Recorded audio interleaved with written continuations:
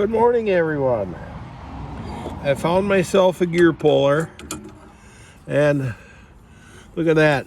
Much to my surprise, it is gliding right off. I mean, I knew I had to get it off, but I didn't expect it to pull this easily. But that's a good thing.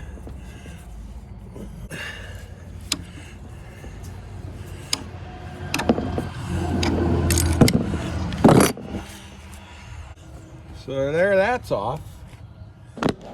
So that's looking good. And because there were no set screws like in the side here, this is what I was expecting for the way that pulley fit on there. So we have to pull those bolts out, put them in the, so I have to pull these bolts out, put them in the pulling holes, and hopefully it'll break loose. And I measured this, it's 4 3/8 because I gotta make sure that stays the same. So let's see how this goes.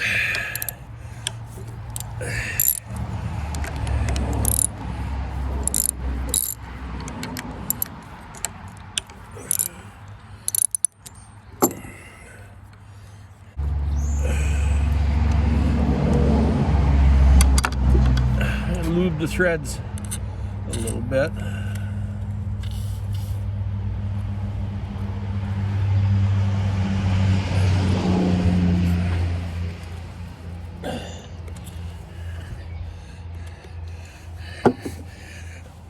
Now I think that's kind of strange. It only has 2 threaded holes for breaking it loose, and they aren't directly across from each other.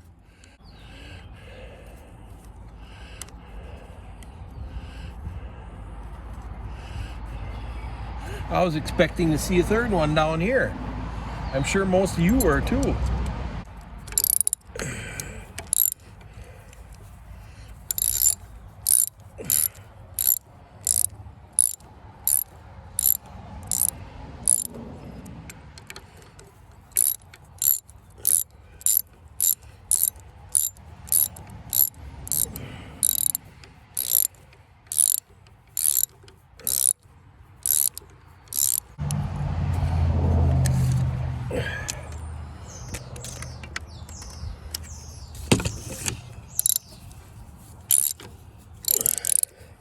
Nothing's happening so far that I can tell.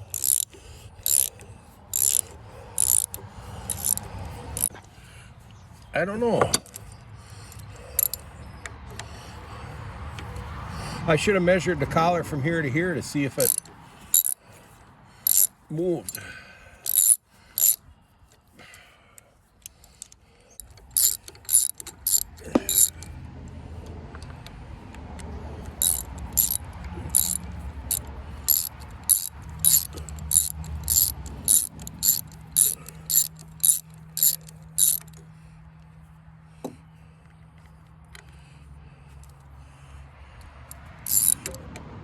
I'm gonna put them back in here and see if it tightens up again.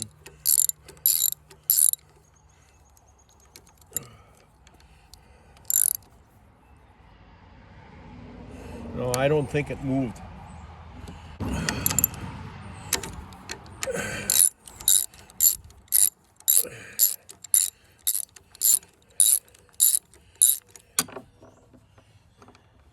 I think that's just strange that they only have 2 threaded holes for pulling it loose.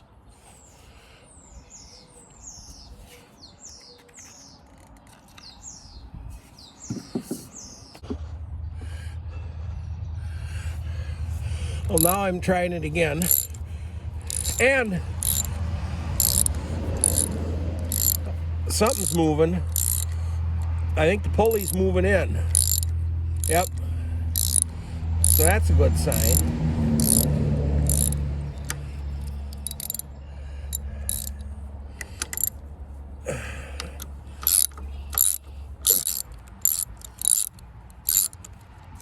Oh, look at that.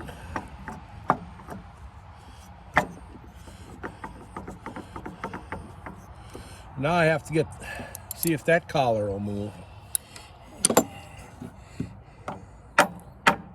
And it is. So that might not pull off too bad.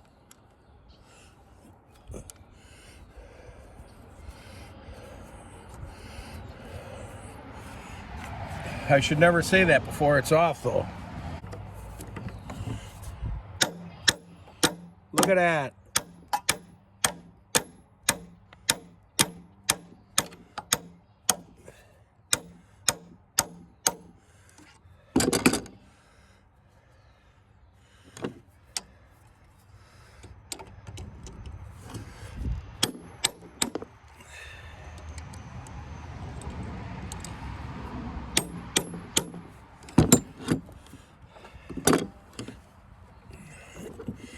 I'm going to tap it back on and work it a couple times.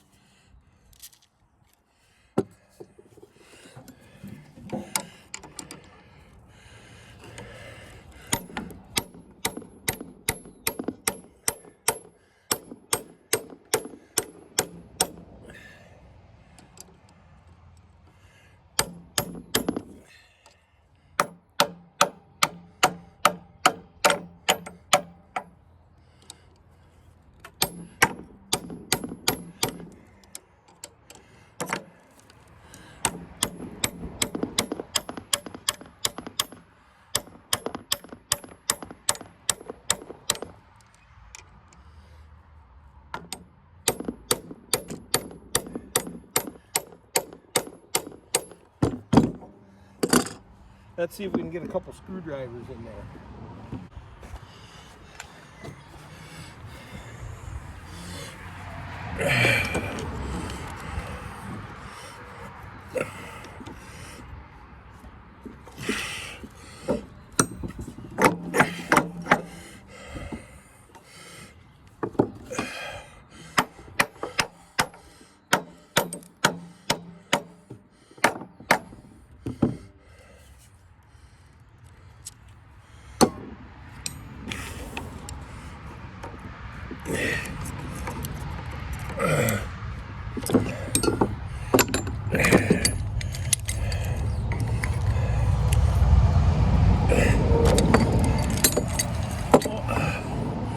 Key broke.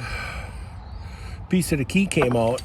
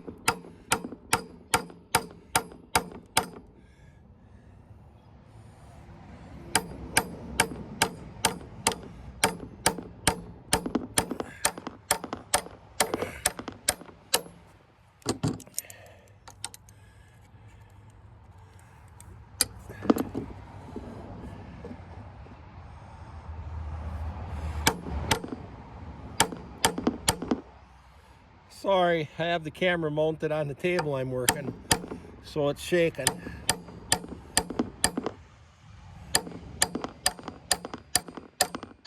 If I were a dentist extracting this tooth, I'd make enough money to buy a whole new skid loader.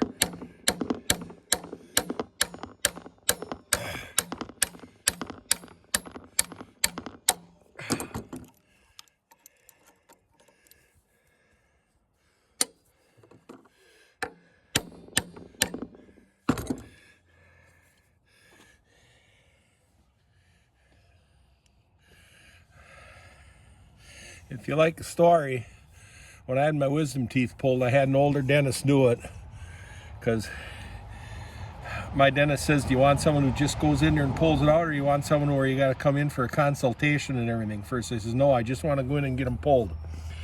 When I was in the chair, he was working and working it, trying to get it pulled without the roots breaking. He even had his knee up on the chair, and he's working and working it for a while, and then he stops and takes a break. He says, "How you doing?" I says, "I'm doing fine, but you look like you're getting kind of tired." But he got it out without breaking a root off. And like I said, if I got paid what a dentist does for pulling something like that, I'd just go buy a new skid loader. No, I wouldn't. Now I'm gonna get some sandpaper now that the key's that way. Now that the key's that way, I can sand it and get corrosion off of there, and it should come off a lot easier. So I'm gonna tap it back again.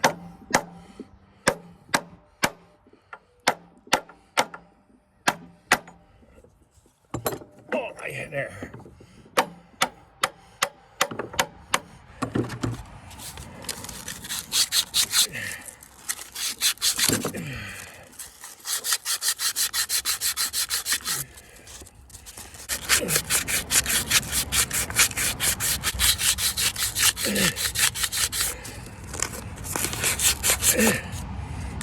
Oh, let's see if it comes off.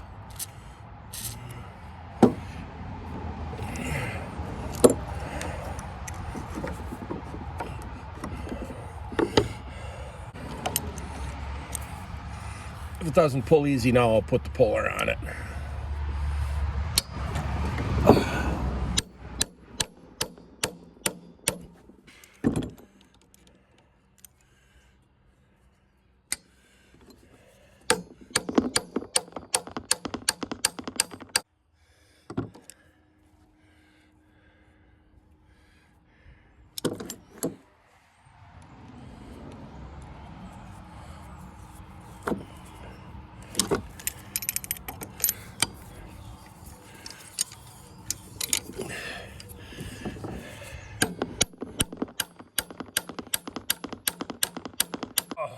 Getting there.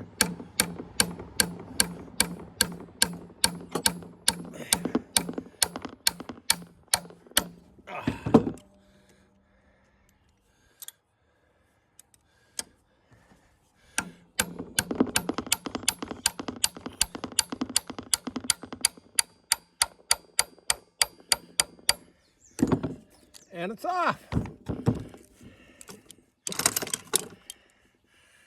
Now we'll get out my field caliper, see if the shaft is the same size.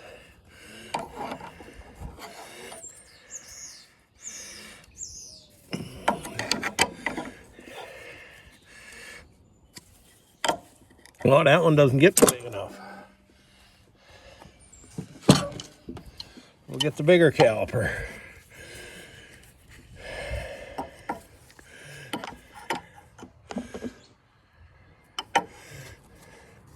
Oh, that's the size of the shaft. Let's go check the other one. What do you all think? And it's the same size. And I'm sure it's long enough. So that's a good thing. His job is just going very well so far. So next, I have to tip the engine up and pull the base off the bottom. But first I should... See, they had this hose.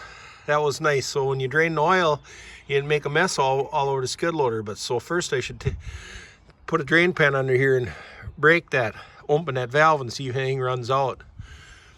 I would expect water at least because it's been open for years. So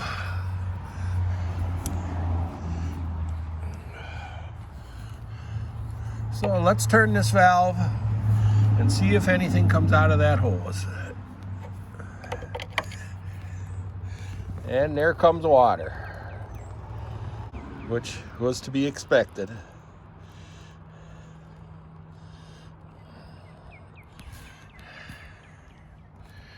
My guess is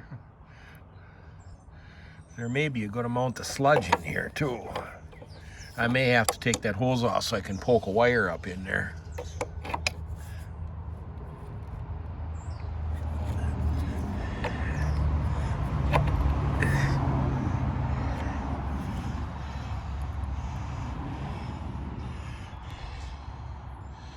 Either that or I think I'll get my air hose and wrap a rag around it and blow air back up in it and then see if it comes out better. But there wasn't anything on the dipstick at all. So if there's anything in it, it isn't a lot. That just may be it. Oh, I think the feet, the mounts here are separate from the oil pan. So I'm gonna tip it up and just try taking the mounts off. Oh, I have the camera mounted back on the skid loader, so you shouldn't be bouncing around. Well, let's tip this up. Turn it around here a little bit.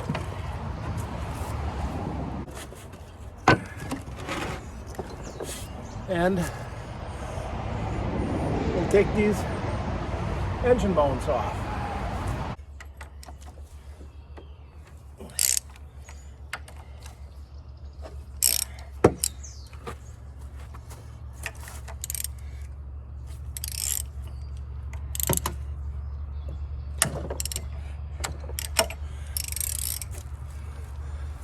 That's a cracked socket. Slipped on that one.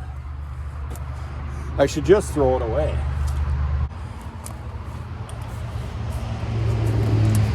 Got a different socket.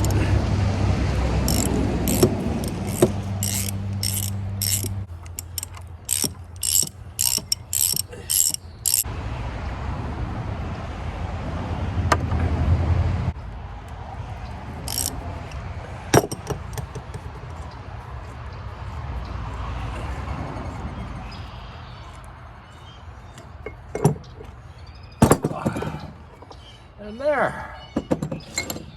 Hopefully those will just go on the other engine and we'll be good to go. I'll probably eventually be taking the fuel pump off here too. The fuel pump on the other one wasn't hooked up, so I'm sure it was bad. Maybe this one won't be good either. They were just gravity feeding the other one.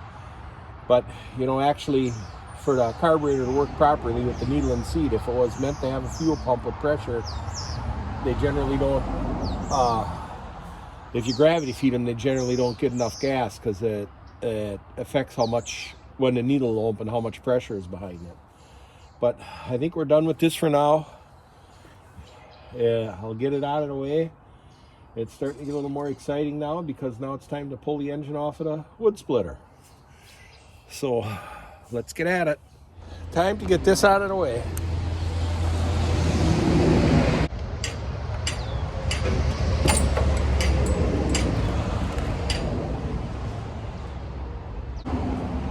I think I'm just going to leave it for the time being because I may as well only move the truck once. I'll wait until I get the engine ready to pull off the wood splitter, and then I'll start the truck up, move this out of the way, and move that engine over to here.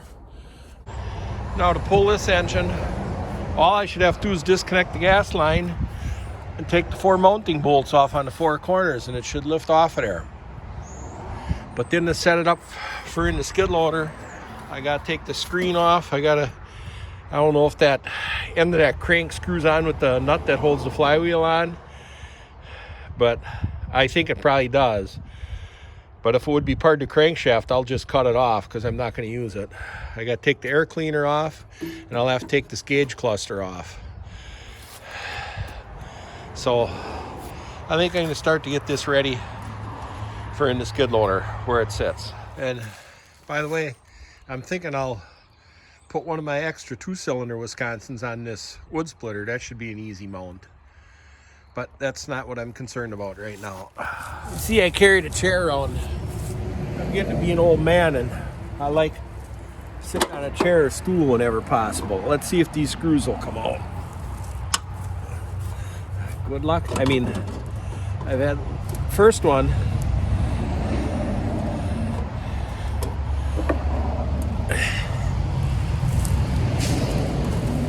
Try one down here.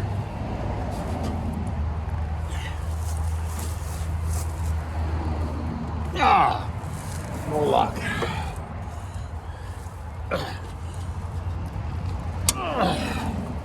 Another one. You know, the ones at the bottom more of the dust settles in there and moisture.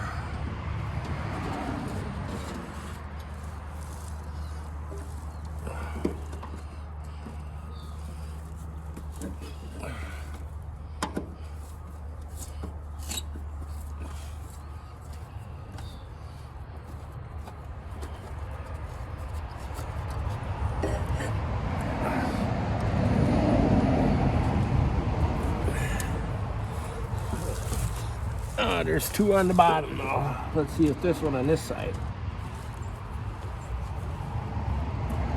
Nope. They're gonna get a little heat.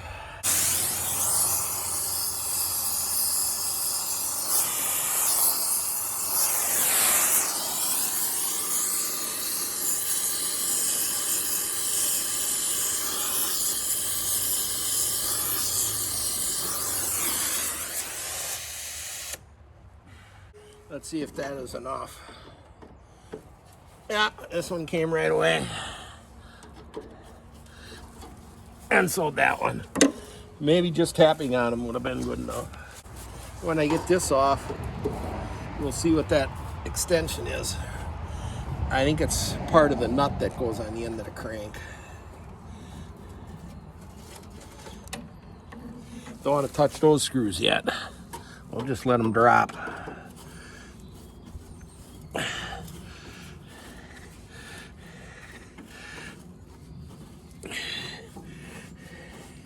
If this engine went in the back at a skid loader, or if I once had the engine in, I could put the extension and this screen back on it, but I won't. I'm sure this engine came off a baler or a corn chopper or a combine, probably a baler or combine.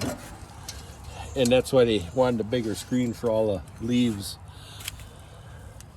Well, I don't know where that screw went. If I don't find it, not important. Now, let's see if we can get this. I'm sure that's a nut. That's a nut on the end of the crank. It comes off, then I'll take the nut off the other one and put it on. If it doesn't come off, it'll get cut off. But it's gonna come off one way or another. Now, none of you see me using this. You saw me use this chisel for a screwdriver before. Now you're gonna see me use this screwdriver for a chisel.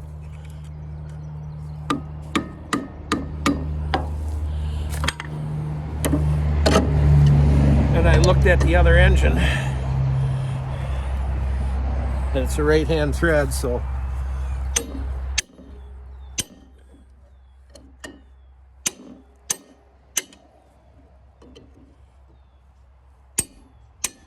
and it's turning.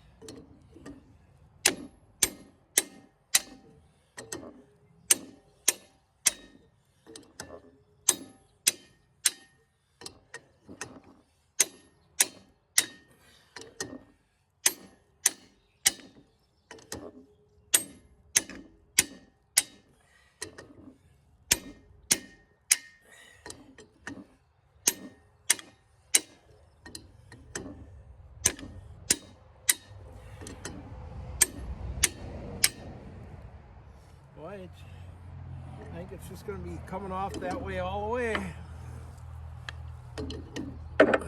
But at least it's coming off.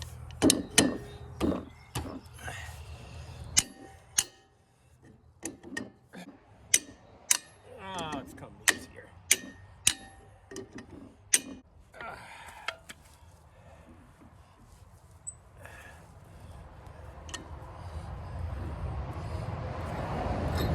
And that's off.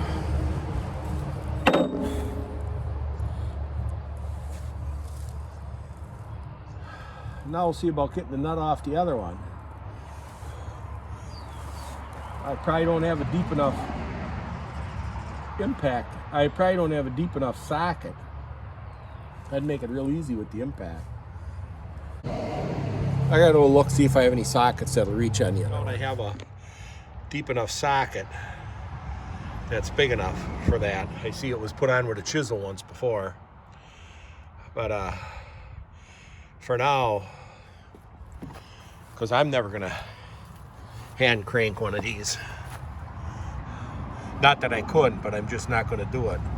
I might just take this, cut it off, and that way I can use the socket on it to put it back on with the impact. But for now, or else I'll just screw it back on until I know the skid loader is working, because I can get at it, you know, it's right, sticks right out the back of the engine on the skid loader. So at any rate, I think next thing I'm gonna work on taking the air cleaner off and the instrument cluster.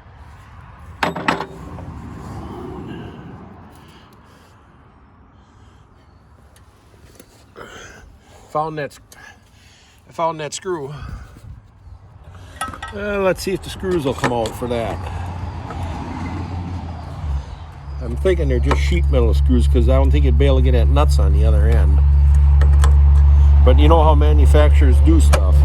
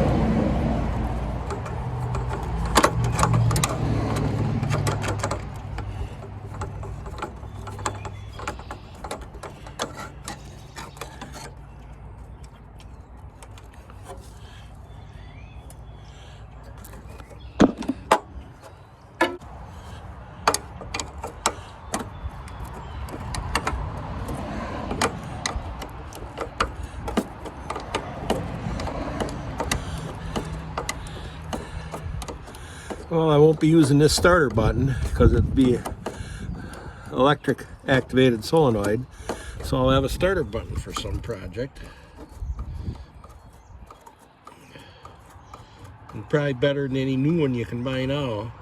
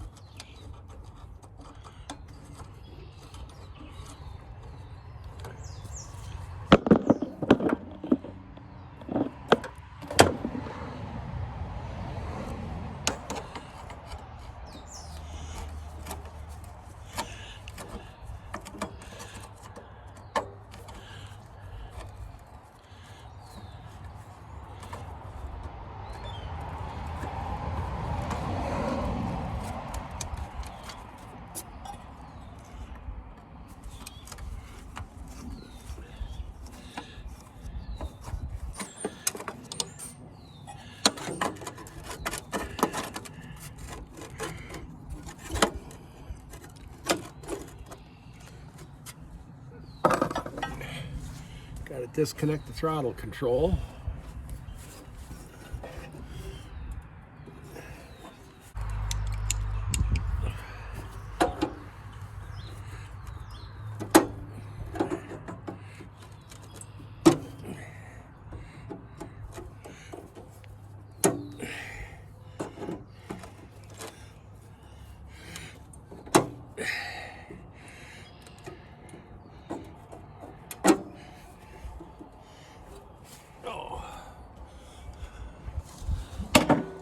Little bitty split pin for that.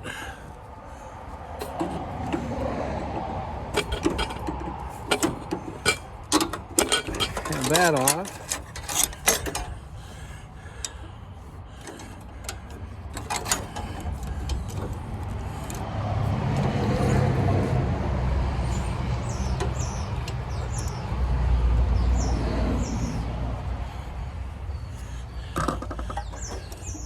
I'm going to disconnect the,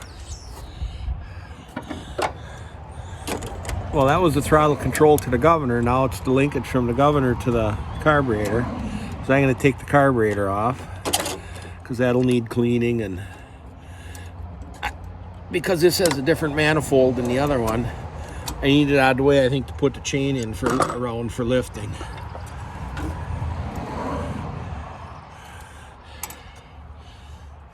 So now we got that disconnected. Bolt the carburetor.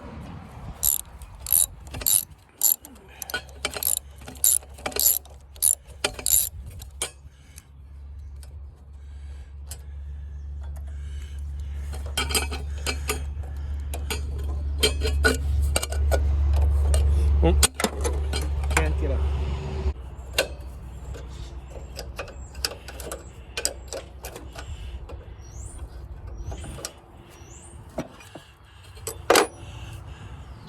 I gotta disconnect the gas line from the carb.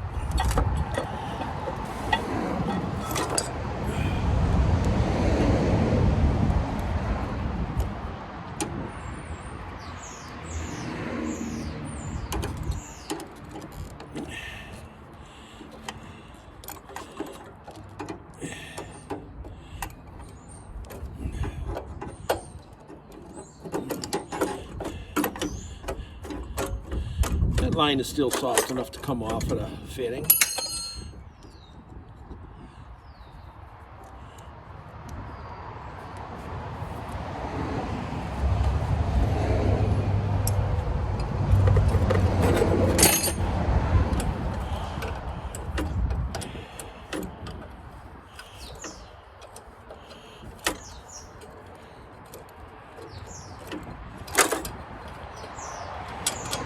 I have the carburetor unbolted.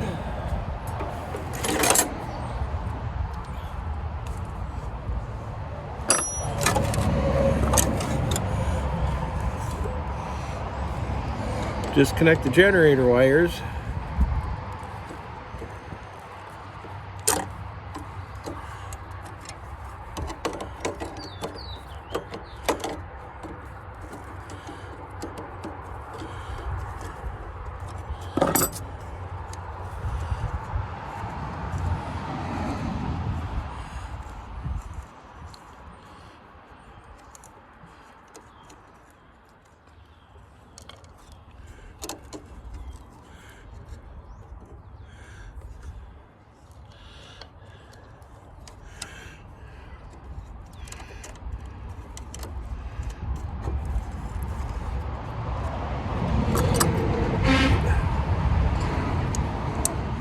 Someone going by with a grain truck just blew the horn.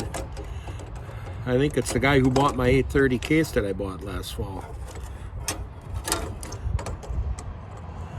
The one I bought and only had for a week. I don't know if I ever did a video on that.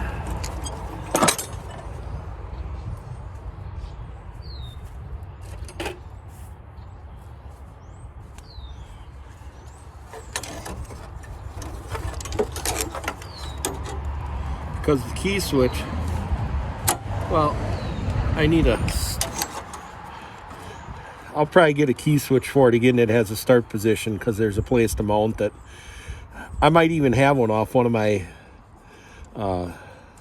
ZTR lawnmowers. And if that's the case, I got an extra toggle switch here too, an amp meter for other projects. Now, I can always go back on the video and look. The one with some of the insulation off, that's the one that goes to the switch. The other one goes to the amp meter, so I don't have to trace them after a while.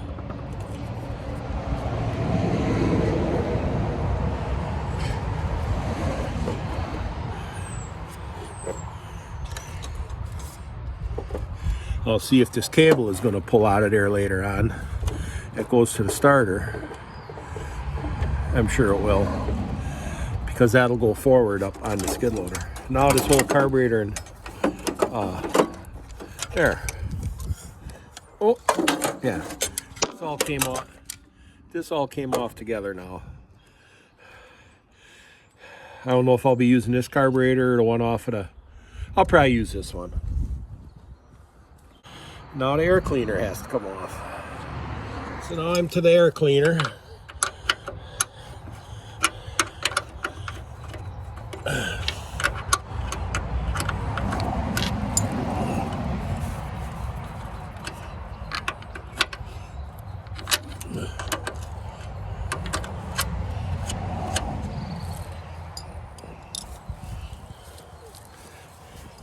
I was just thinking this probably came off a baler because it has New Holland decal on it.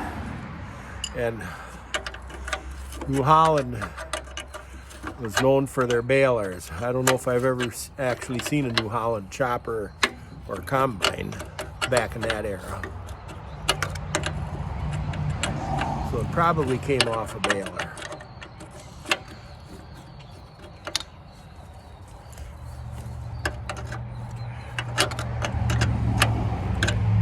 People would always talk about how when they were hot you could never get them started, and I ran across that on my, you'll be seeing it later, I'll show you once, my old white International skid loader. And I learned when they lose valve clearance is when they won't start when they're hot. And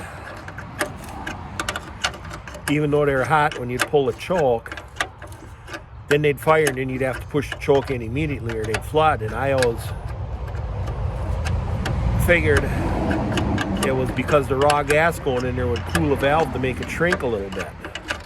And after I readjusted the valves on it that time, it would start real good when it was hot. And I've debated, see, now would be the time to do it, checking the valve clearances, because they're a real pain in the neck down in that V. But I think I'm just going to let it, even though it'd be harder to get at later on, I think I'm just going to see how it goes. See if it starts warm. We know it starts good cold. I know my dad's International swather was always that way too. We actually had a hole in the manifold that we'd take a plug out, and when it was hot, you'd squirt raw gas into it, put the plug back in, and then it would start.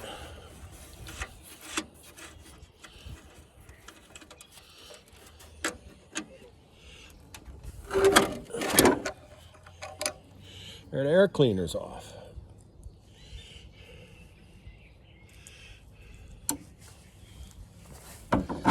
I'll be using the air cleaner that was on the skid loader, but there's a nice little oil bath air cleaner. It'll get saved because it may get used for something again.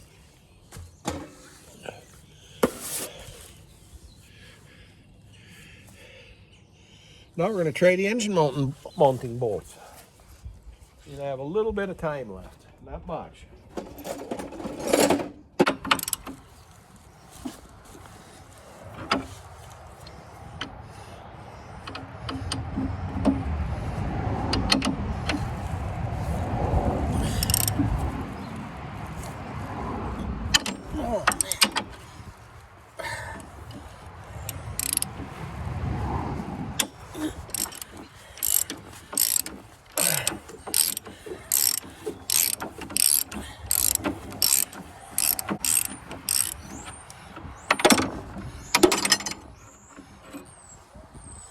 that was tight.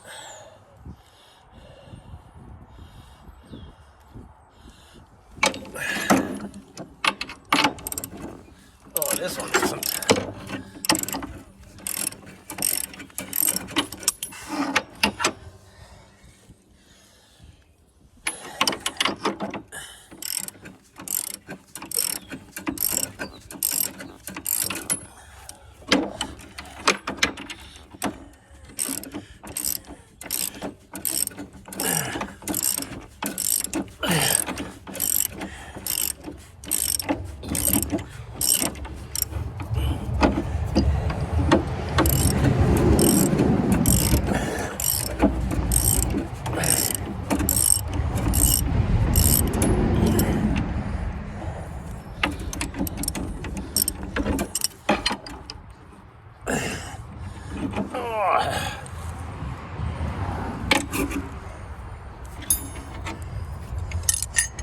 Now let's go to the other end. I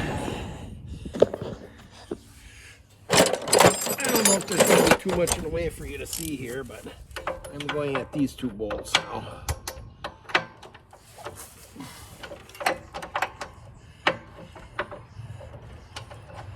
Oh, the nut's missing on that one.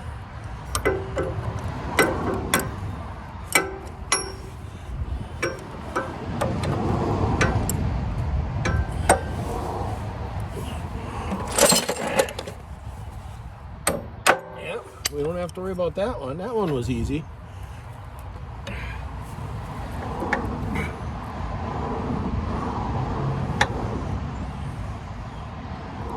And I think the nut's out on the other one too.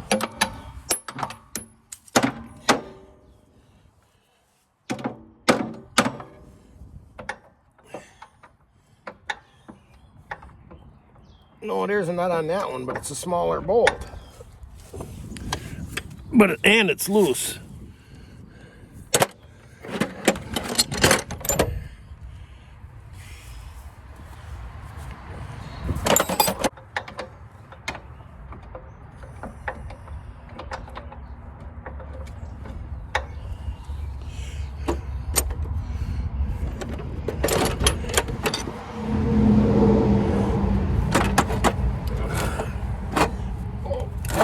I gotta find the right wrench. So let's see if we can get down there and get that off.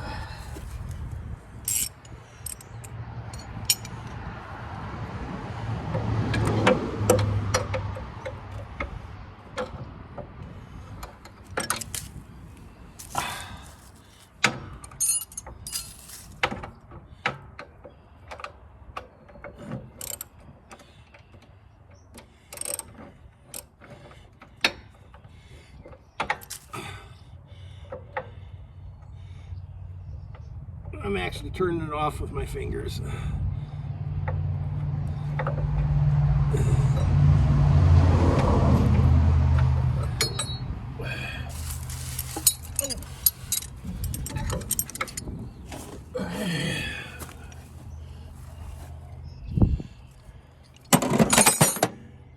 You can see that bolt's been in there and vibrated around a long time. The threads are worn down. Now, let's see if it'll move. It should slide off the Lovejoy coupling.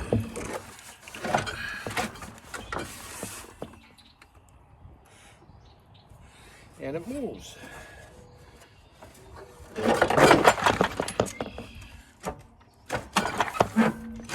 These things are heavy.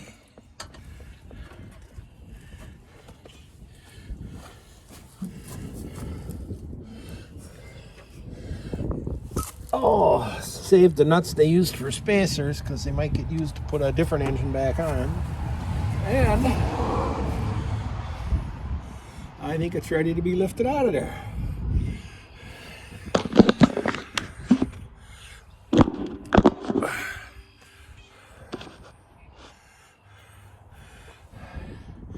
It should be ready to be lifted out of there. Set it up on the pallet. Switch the mounting brackets over, the engine mounting brackets on the bottom from the other engine. I got to pull a Lovejoy coupling off of this one, which I don't think is going to be an issue because I can get at it with a puller real good and heat, and it's smaller, so I'm not concerned about that. Put the pulley and Lovejoy coupling on this engine, and it should be ready to go in. I'll be cleaning up on this skid loader some, and there's a couple hydraulic hoses I'm going to replace. Normally I don't care to spend money on something before I know it's going to work, but the one long hose, I'll be showing it to you, going under the engine or alongside the engine, is worn and I can see it was leaking, so I will spend the money on that, replacing it. Well, it's easy to get at. And a couple of the return lines were hard that I had to cut off, but those are real inexpensive. So I think I'm out of time for today, and I think that's going to be it. Though, hey, there's one thing I have been looking for, though, is a dipstick or a way to check the oil on this engine, and I can't find anything. I thought maybe there was a dipstick on the oil filler cap, but there isn't. I might try sticking a stick down in it, though, but I cannot find anything, provisions for checking the oil. Oh no, here the dipstick is, down here. I thought there had to be a dipstick. Let's see what the dipstick shows. Oh, the dipstick shows it's full of oil. I mean, it's black, but it isn't real bad. I've seen way worse. So, get it back in there. I knew there had to be a place to check the oil. So, that's it for today. I'm out of time. Hope you enjoyed it. Thanks again for watching. And I hope now that it's getting closer, I'm getting more excited. I hope to get back at it again, at least every couple of days, and maybe within a week have it running. See you on the next one. Bye.